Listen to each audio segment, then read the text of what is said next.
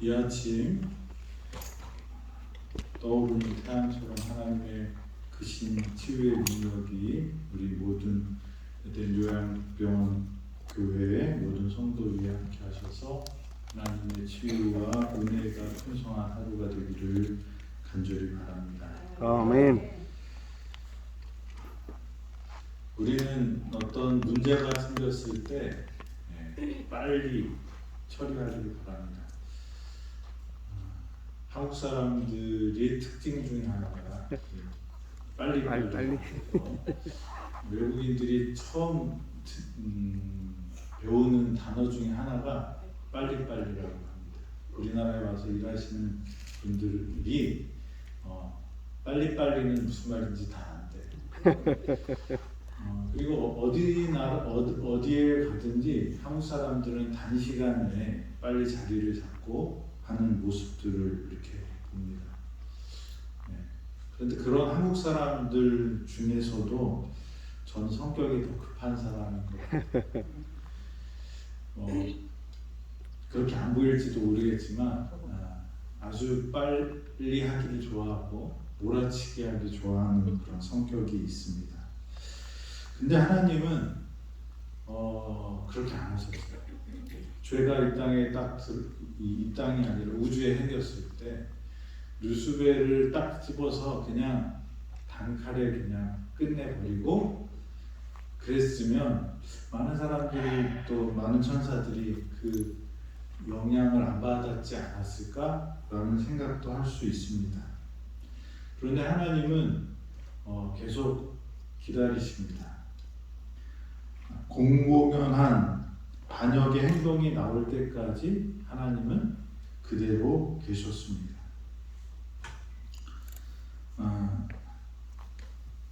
죄의 심판을 하나님께서 유예하시고 미뤘던 그런 이유가 있습니다. 그것은 그 죄의 참 본질과 의도를 모든 그 사람들이 또 우주의 존재들이 그것을 볼 수 있게 할 필요가 있었기 때문입니다. 악한 일과 선한 일이 분명하지 않고 그것을 악을 제외해버리면 사람들은 어떤 생각을 하게 되냐면 의심을 갖게 됩니다. 하나님의 나라를 세우는 두 기둥이 있는데 그것은 하나는 사랑이고요. 하나는 공의입니다. 그런데 하나님의 사랑과 공의는 하나님에 대한 신뢰에서 나오는 것입니다.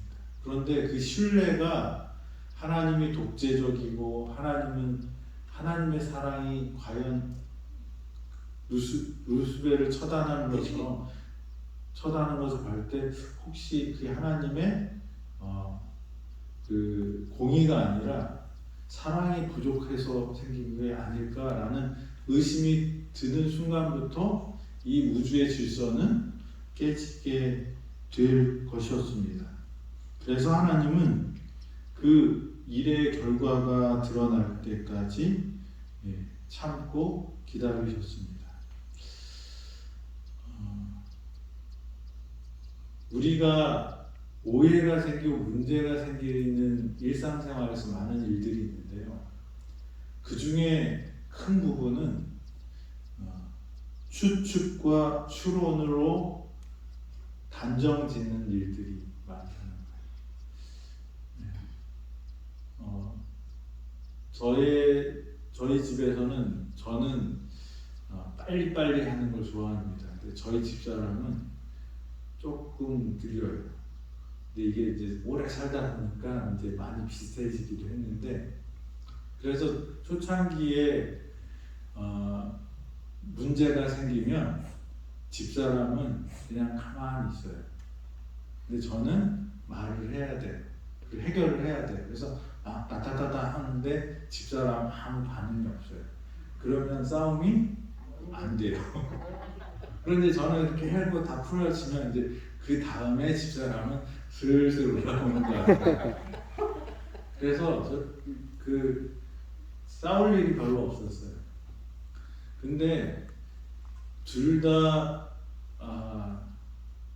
서로 사랑하지만 어떤 행동에 대해서 살아온 습관과 또 문화가 다르기 때문에 그 행동이 내가 이해하는 것과 내가 생각하는 것과 다른 일들이 있을 때 오해가 생기더라고요. 그게 추론이에요. 추측입니다. 사실 그렇지 않은데 확인하지 않고 내 마음에 있는 생각만 가지고 상대방을 평가하거나 그렇게 단정짓는 일들이 일어날 때 우리는 큰 갈등이 생기고 아픔이 생깁니다. 그래서 이게 문화와 생활이 다르게 자라온 환경에서는 그런 추측과 추론을 어떻게 해요? 잘 이렇게 소화를 해야 돼요. 그래서 이 감정적으로 폭발이 되지 않도록, 그다음에 언어적으로도 잘 얘기해야 돼요. 그래서 이 행복한 가정을 만드는 것은 서로 똑같은 사람들이 만나서 아무 문제 없이 사는 게 아니라 문제가 생길 때 어떻게 해요? 그걸 잘 처리하는 능력을 키우면 가정이 점점 행복해질 수 있다는 거죠. 그래서 갈등이 없는 것은 있을 수가 없어요, 사실. 부모님이랑 저를 이 땅에 태어나게 해주시고 가장 사랑하신 부모님도 저랑 마음이 안 맞을 때가 많아요. 그래서 저희 아버지가 얼마 전에도 저한테 전해서 내가 하라면 그냥 해. 왜 말이 이렇게 많아? 근데 제 생각에는 그렇게 하면 힘도 많이 들고 또 돈도 들어가고 그러니까 한 번에 이렇게 사람 있을 때 했으면 좋겠습니다. 그랬는데 아버지가 원하는 건 뭐예요? 지금 내가 얘기하면 당장 하시길 원하는 거예요. 저는 제 일도 있고 그리고 이렇게 좀 앞뒤 전후를 살펴갖고 하기를 원하는데 그러죠. 그래서 문제예요. 이게 어렸을 때는 아버지가 이렇게 다 챙겨주셨는데 요즘은 그런 게 지금 이제 잘 안 맞는 거예요.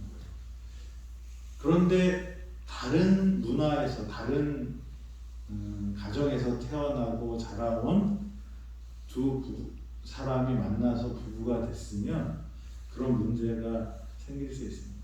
근데 거기에서 아주 나쁜 갈등을 해결하지 못하는 나쁜 것이 있는데 그게 뭐냐면 추측하고 추론해서 자기가 단정을 짓는, 내 생각에는 남편이 이렇게 하는 게 뭐예요? 나를 싫어하는 거다 이렇게 생각할 수 있어요. 근데 상대방이 전혀 그렇지 않더라도 저희 집 문화는 자주 왕래하는 걸 부모님이 원하셔요. 전화도 자주 하고. 근데 저희 집 사람 가정 문화는 무소식이 희소식인 거고 전화도 잘 안 해요. 아주 특별한 날만 한 번씩 하고. 그리고 저희가 지금 장모님 장인 어른 댁에 가려고 하면 오지 말라고 그러세요. 저희 아버지랑 어머니는 왜 안 오냐고 그러는데 그렇게 다르더라고요. 근데 두 가정 다 저희를 사랑하고 저희를 아끼는 거는 똑같아요. 이유는 뭐냐면 여기까지 오는데 힘들고 더 잘 있으면 됐다라는 게 장모님의 마음이고, 또 오면 또 장모님 몸이 안 좋으신데 또 신경 쓰면 또 어려우니까 가능하면 오지 마라 이렇게 말씀하시고, 저희 아버지나 어머니는 될 수 있으면 아프다고 부르고 또 뭐 해야 된다고 부르고 계속 부르시는 그런. 근데 본질은 뭐예요? 저희를 사랑하는 마음이 맞습니다. 근데 우리가 그 다른 문화를 가지고 추측하고 추론하고 단정을 지으면 진짜 문제가 생깁니다. 하나님은 드러날 때까지 기다리시는 분이에요. 그래서 그 사실과 진실하고 하나님은 우리의 진심을 다 아시지만 그것이 다른 존재들에게도 드러나기 전까지는 어떻게 해요? 기다리시는 거예요. 우리가 사람 간의 관계에서도 그게 필요한 것 같습니다. 추측과 추론으로 다른 사람을 단정하기보다는 진실이 어디에 있는지 그것을 잘 서로 예모 있게 표현하고 받아들이고 협의해 가는 것이 우리에게 필요하다고 생각이 됩니다. 하나님은 절대로 예단하지 않으시고 그 결과를 가지고 사실을 가지고 진실을 가지고 그 일들을 처리했기 때문에 악이 이 사단이 갖고 있었던 무기는 뭐예요? 거짓과 선동이었습니다. 그렇지만 하나님은 그것을 다 알고 계셨지만 그것이 드러나기 전까지 그대로 참고 계셨다는 것입니다.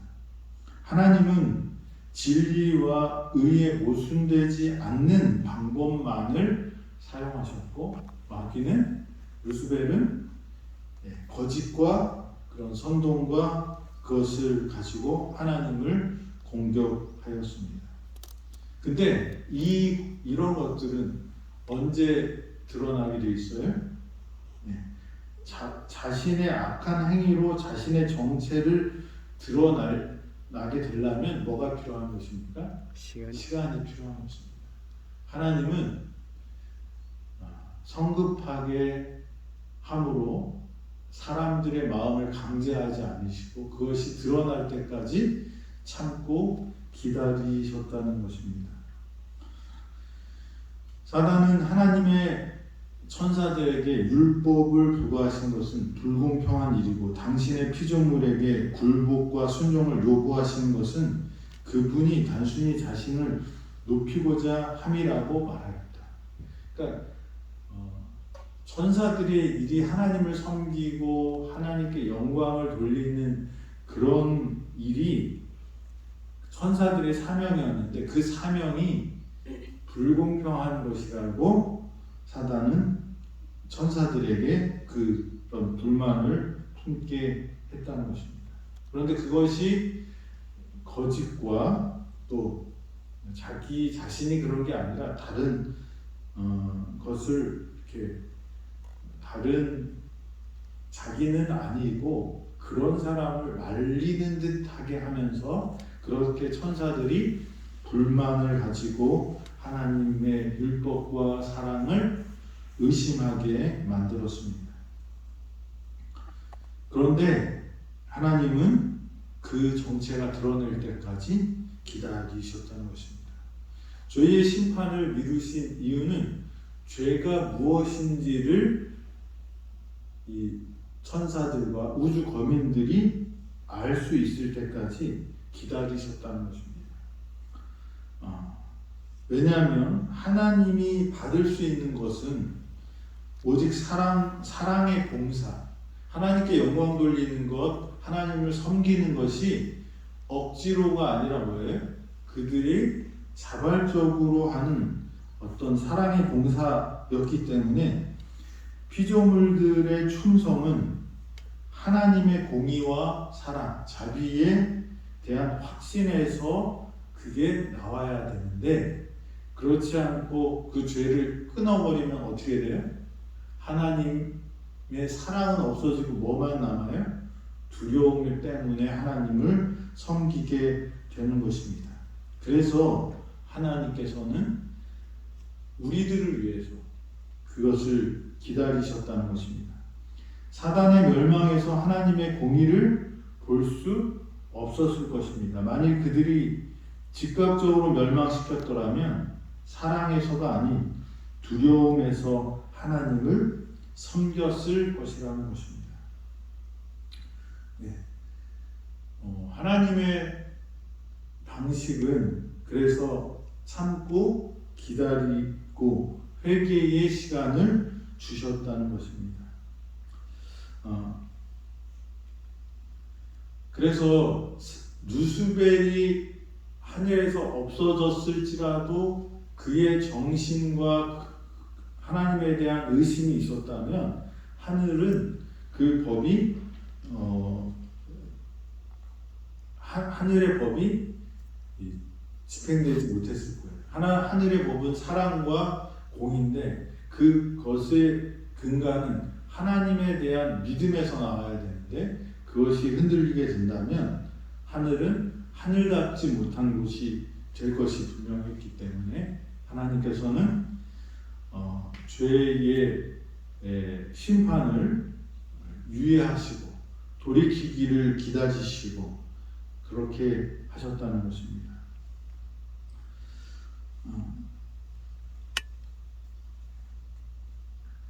그래서 이 하나님에 대한 사단의 비난이 무엇인지를 모든 천사들과 우주의 거민들이 바른 시각에서 볼 수 있도록 하나님의 공의와 자비가 그분의 율법의 불변성에 대해서 영원히 조금도 의심의 여지가 남지 않도록 하기 위해서 하나님은 기다리셨다.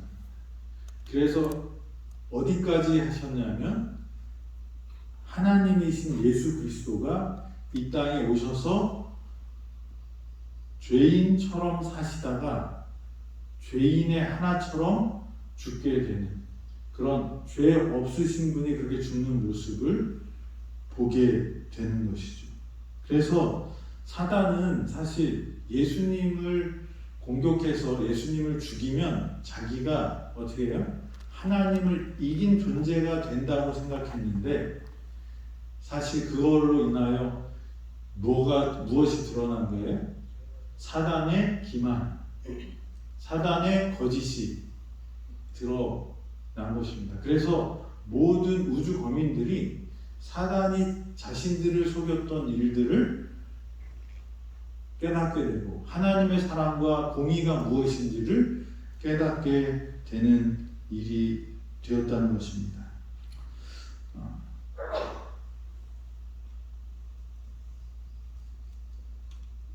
시편 97편 2절에는 이렇게 말씀하십니다. 구름과 흑암이 그에게 들렸고 의와 공평이 그 보좌의 기초로다.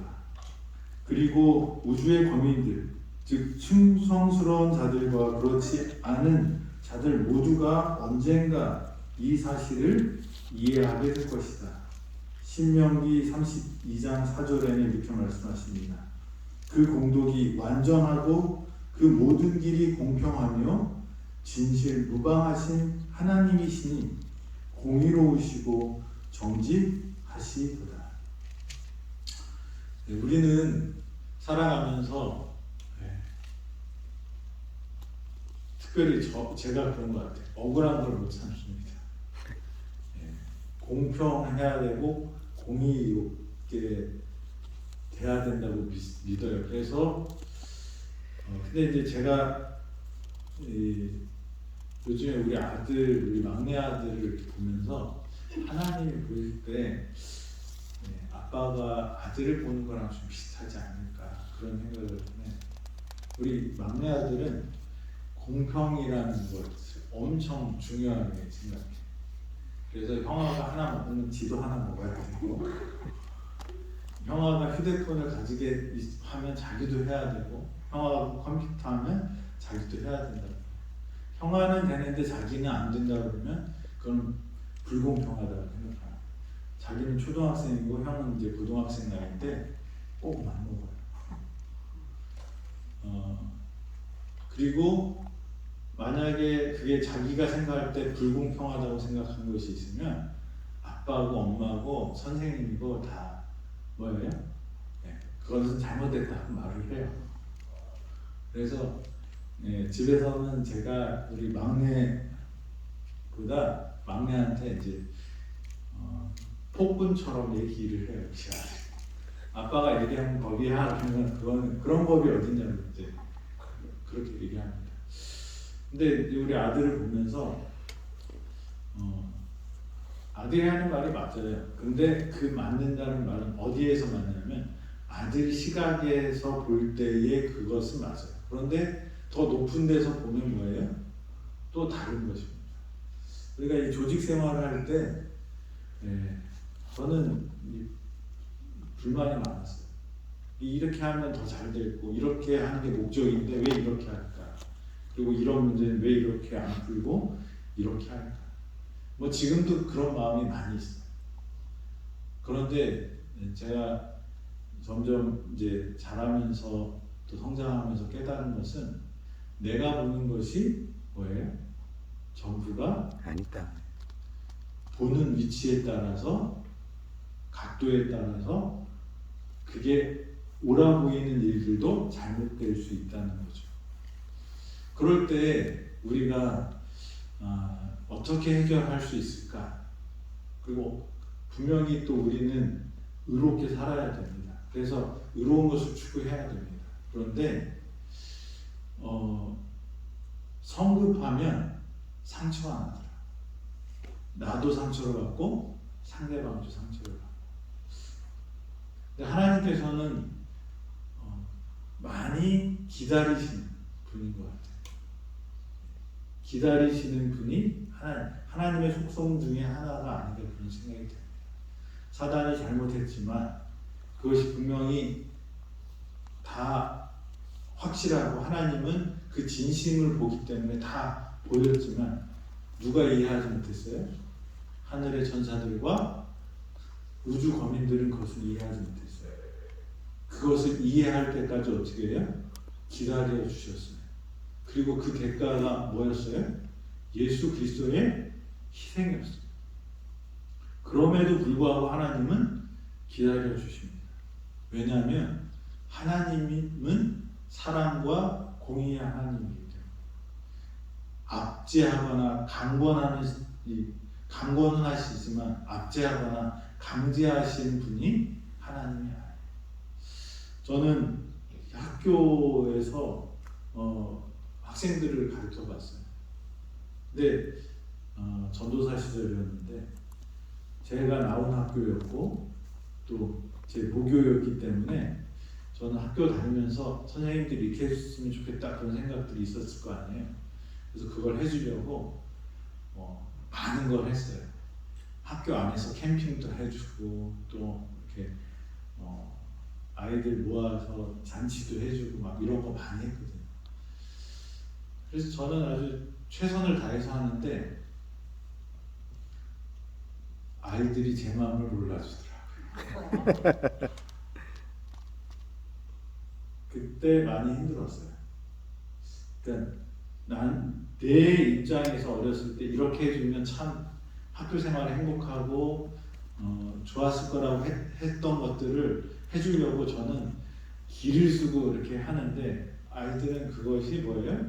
뭐 그렇게 하고 내 진심도 몰라주고 그래서 저도 상처를 받았는데 그렇게 되니까 어떻게 되냐면 이렇게 해줬으니까 내가 아이들도 이렇게 와야 된다고 생각하는 게 있는 거예요. 부모님들도 그래요. 그래서 내가 이렇게 희생했는데 너 내 말 안 들어? 그러면 막 화나잖아요. 근데 그게 저는 당연한 걸로 생각했는데 제가 생각해 보니까 아이들한테 실수한 것 같아요. 주는 것까지 했어야 되고 그 다음에 그 아이들의 변화나 이런 것들은 어떻게 해요? 기다려줬어야 되는데 그걸 못했던 것 같아요. 하나님은 우리를 기다려주십니다. 우리가 아직 다 이해하지 못하고 깨닫지 못했으면 아직도 하나님은 기다리고 계시다. 그런데 그 선이 있어요. 하나님의 기회를 충분히 주셨는데도 그 마음을 돌이키지 않으면 어떻게 돼요? 은혜의 문이 닫히는 거죠. 이제 여기 계시고 또 방송을 보시는 우리 성도님들이 하나님의 기다리심에 감사하는 사람이 되기를 바랍니다. 아멘. 그리고 그 기다리심에 반응해서 하나님의 그 은혜를 경험하게 되기를 바랍니다. 아멘. 하나님은 절대로 그냥 허지로 돌아가지 않으십니다. 인자와 있지만 거기에 또 뭐가 있어요? 하나님의 공의가 함께 있다는 것입니다. 우리의 모든 것이 기록되고 모든 것을 하나님은 보고 계시다고 말씀하십니다. 그래서 너희 젊은 날에 하고 싶은 대로 다 해도 되지만 뭐를 잊지 말라고요? 마지막 날, 심판의 날이 있다는 거죠. 하여간 하나님은 우리를 기다리고 계시고 지금은 아직 은혜 받을 만한 때라는 것을 기억하시고 그 사랑의 하나님의 사랑에 그 공의의 하나님의 그 공의에 반응하는 저와 여러분이 되기를 간절히 바랍니다.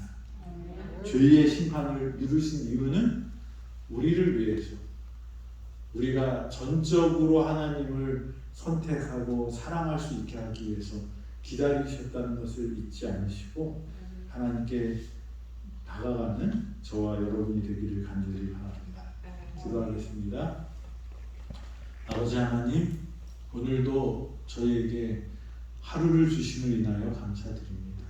이 하루 하나님의 능력을 경험하게 하시고 은혜를 경험하게 하시고 하나님의 사랑을 더욱 깨닫게 하셔서 감사한 하루, 회복의 하루, 치유의 하루가 될 수 있도록 주님 함께하여 주시옵소서. 우리 모든 성도 위에 하나님의 사랑과 예수 그리스도의 은혜와 성령님의 충만하심이 함께하기를 예수 그리스도의 이름으로 축원하옵나이다. 아멘. 아멘. 아멘.